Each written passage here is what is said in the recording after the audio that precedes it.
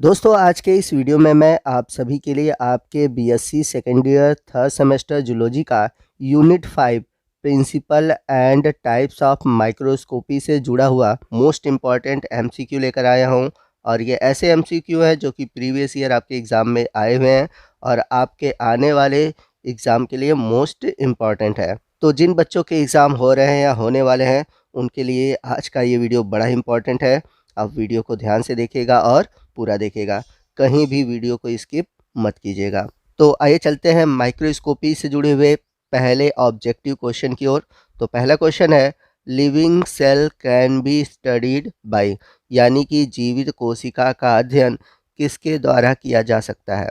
आपके ऑप्शन है, पहला ऑप्शन है यूवी माइक्रोस्कोप, सेकंड ऑप्शन है एक्सरे डिफ्रैक्शन, थर्ड ऑप्शन है फेस कंट्रास्ट माइक्रोस्कोप और लास्ट ऑप्शन है अल्ट्रा सेंट्रीफ्यूजेशन। तो बहुत इंपॉर्टेंट क्वेश्चन है। तो आपको बता दें कि जो जीवित कोशिका है इसको फेस कंट्रास्ट माइक्रोस्कोप की सहायता से ही देखा जा सकता है। तो यहाँ पर आपका जो राइट ऑप्शन है ऑप्शन सी है। चलते हैं क्वेश्चन नंबर 2 की ओर। क्वेश्चन नंबर 2 है Feulgen reaction is use to specially detect, यानी कि फ्यूलिगेन प्रतिक्रिया का उपयोग विशेष रूप से पता लगाने के लिए किया जाता है। तो एक प्रोसेस होता है फ्यूलिगेन प्रोसेस। तो आपको बताना है कि इस प्रोसेस का यूज़ हम किस चीज़ का पता लगाने में करते हैं। आपके ऑप्शन दिए हुए हैं, पहला ऑप्शन है आरएनए, दूसरा है डीएनए, तीसरा है प्रोटीन और लास्ट ऑप्शन है क्रोमोसोम। तो आपको बता दें फ्यूलिगेन रिएक्शन का उपयोग डीएनए के पता लगाने में करते हैं। तो आपका राइट ऑप्शन है ऑप्शन बी। चलते हैं क्वेश्चन नंबर 3 की ओर। क्वेश्चन नंबर 3 है in order to obtain different cell organelles in pure form which of the following method is used. कहने का मतलब है कि विभिन्न कोशिकांगों को शुद्ध रूप से प्राप्त करने के लिए निम्नलिखित में से किस विधि का उपयोग किया जाता है। आपके ऑप्शन है, पहला ऑप्शन है क्रोमेटोग्राफी, सेकंड है होमोजेनाइजेशन, थर्ड ऑप्शन है सेल फ्रैक्शियोनेशन और लास्ट ऑप्शन है टिश्यू कल्चर। तो आपको बता दें कि सेल फ्रैक्शियोनेशन यानी कि कोशिका विभाजन के द्वारा हम विभिन्न कोशिकांगों को शुद्ध रूप से प्राप्त कर सकते हैं। तो आपका राइट ऑप्शन है ऑप्शन सी। चलते हैं क्वेश्चन नंबर 4 की ओर। क्वेश्चन नंबर 4 है Watson and Crick used one of the following to propose double helix model of DNA. तो क्वेश्चन में कह रहा है कि वाटसन और क्रिक ने डीएनए के दोहरे पेचदार मॉडल का प्रस्ताव करने के लिए निम्नलिखित में से एक का प्रयोग किया। आपके ऑप्शन है, पहला है एक्सरे डिफ्रैक्शन, सेकंड है साइटोकेमिस्ट्री, थर्ड है डिफरेंशियल स्टेनिंग और लास्ट है ऑटो रेडियोग्राफी। तो इस क्वेश्चन का जो राइट ऑप्शन है ऑप्शन ए है एक्सरे विवर्तन, यानी कि एक्सरे डिफ्रैक्शन। चलते हैं क्वेश्चन नंबर 5 की ओर। क्वेश्चन नंबर 5 है different component of a cell extract can be separated and identify by using electrical current by a method is called. कहने का मतलब है कि एक कोशिका तत्व के विभिन्न घटकों को विद्युत धारा का उपयोग करके इस प्रणाली से अलग किया जा सकता है और पहचाना जा सकता है। तो आपको बताना है कि वह प्रणाली कौन सी है। आपके ऑप्शन है, पहला ऑप्शन है क्रोमेटोग्राफी, सेकंड है अल्ट्रा सेंट्रीफ्यूगेशन, थर्ड है वैद्युत संचलन यानी कि इलेक्ट्रोफोरेसिस और लास्ट ऑप्शन है इलेक्ट्रो ऑस्मोसिस। तो आपको बता दें कि एक कोशिका तत्व के विभिन्न घटकों को विद्युत धारा से अलग करने के लिए इलेक्ट्रोफोरेसिस यानी कि वैद्युत कण संचलन का प्रयोग किया जाता है। तो आपका राइट ऑप्शन है ऑप्शन सी। चलते हैं क्वेश्चन नंबर 6 की ओर। क्वेश्चन नंबर 6 है path of carbon in Calvin cycle of photosynthesis can be traced by using. तो कहने का मतलब है कि किसका उपयोग करके हम प्रकाश संश्लेषण की केल्विन चक्र में कार्बन के पथ का, यानी कि कार्बन किस मार्ग से होकर गुजरता है, इसका पता लगाते हैं। आपके ऑप्शन है, फर्स्ट ऑप्शन है ट्रेस एलिमेंट, सेकंड है ट्रेसर एलिमेंट्स, थर्ड ऑप्शन है एक्सरे डिफ्रैक्शन और लास्ट ऑप्शन है केमिकल एनालिसिस। तो आपको बता दें ट्रेसर एलिमेंट की सहायता से हम प्रकाश संश्लेषण की केल्विन चक्र में कार्बन के पथ का पता लगा सकते हैं। तो आपका राइट ऑप्शन है ऑप्शन बी ट्रेसर एलिमेंट्स।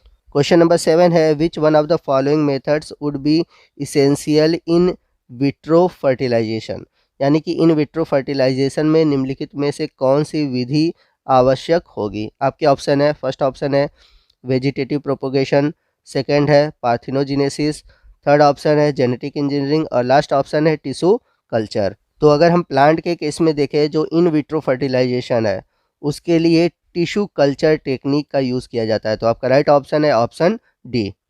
चलते हैं क्वेश्चन नंबर 8 की ओर। क्वेश्चन नंबर 8 है which one of the following techniques other than microscopy is used for the study of cells. तो क्वेश्चन में कह रहा है कि माइक्रोस्कोपी के अलावा निम्नलिखित में से किस तकनीक का उपयोग कोशिका के अध्ययन के लिए किया जाता है। आपके ऑप्शन दिए हुए हैं। पहला ऑप्शन है प्लाज्मोलाइसिस, सेकंड है मैक्रेशन, थर्ड है क्रोमेटोग्राफी और लास्ट ऑप्शन है ऑटो रेडियोग्राफी। तो आपका राइट ऑप्शन है ऑप्शन बी मैकेशन। चलते हैं क्वेश्चन नंबर 9 की ओर। क्वेश्चन नंबर 9 है maximum revolution power of microscope is achieved in, यानी कि सूक्ष्मदर्शी की अधिकतम विभेदन शक्ति प्राप्त की जाती है। तो आपको बताना है कि किस तरह के लाइट में सूक्ष्मदर्शी की जो विभेदन क्षमता होती है वो सबसे अधिक मिलती है। आपके ऑप्शन है। पहला ऑप्शन है रेड लाइट, सेकंड है ग्रीन लाइट, थर्ड है ब्लू लाइट और लास्ट है यूवी लाइट। तो आपका राइट ऑप्शन है ऑप्शन सी ब्लू लाइट। आइए चलते हैं क्वेश्चन नंबर 10 की ओर। क्वेश्चन नंबर 10 है to determine the ultra structure of a cell the most common method used is, यानी कि किसी कोशिका की पूर्ण संरचना का निर्धारण करने के लिए सबसे सामान्य विधि का प्रयोग किया जाता है जो कि है। आपके ऑप्शन है। पहला ऑप्शन है ऑटो रेडियोग्राफी, सेकंड है फेस कंट्रास्ट माइक्रोस्कोप, थर्ड है इलेक्ट्रॉन माइक्रोस्कोप और लास्ट है टिश्यू कल्चर। तो किसी कोशिका का पूर्ण संरचना ज्ञात करने की जो सबसे अच्छी विधि है या सबसे अच्छा यंत्र है उसके लिए हम प्रयोग करते हैं इलेक्ट्रॉन माइक्रोस्कोपी। तो आपका राइट ऑप्शन है ऑप्शन सी। चलते हैं क्वेश्चन नंबर 11 की ओर। क्वेश्चन नंबर 11 है in a hot air oven temperature is controlled by, यानी कि गर्म हवा के ओवन में जो तापमान होता है वह किसके द्वारा नियंत्रित किया जाता है। आपके ऑप्शन है। पहला ऑप्शन है double walled insulated wall, second है सर्कुलेटिंग एयर, थर्ड है कंडक्शन और लास्ट है थर्मोस्टेट। तो इस क्वेश्चन का जो राइट ऑप्शन है ऑप्शन डी है ताप स्थायी, यानी कि थर्मोस्टेट। चलते हैं क्वेश्चन नंबर 12 की ओर। क्वेश्चन नंबर 12 है Beer Lambert law govern the working of, यानी कि बियर लैम्बर्ट लॉ का नियम किसके कार्य को नियंत्रित करता है। आपके ऑप्शन है। पहला ऑप्शन है स्पेक्ट्रो फोटोमीटर, सेकंड है कलरीमीटर, थर्ड है फेस कंट्रास्ट माइक्रोस्कोप और लास्ट ऑप्शन है नन ऑफ दिस, यानी कि इनमें से कोई नहीं। तो बियर लैम्बर्ट का नियम जो है वह कलरीमीटर यानी कि वर्णमापक को नियंत्रित करता है। तो आपका राइट ऑप्शन है ऑप्शन बी। तो दोस्तों ये था हमारा आज का वीडियो जो कि principle and types of microscopy से जुड़ा हुआ था।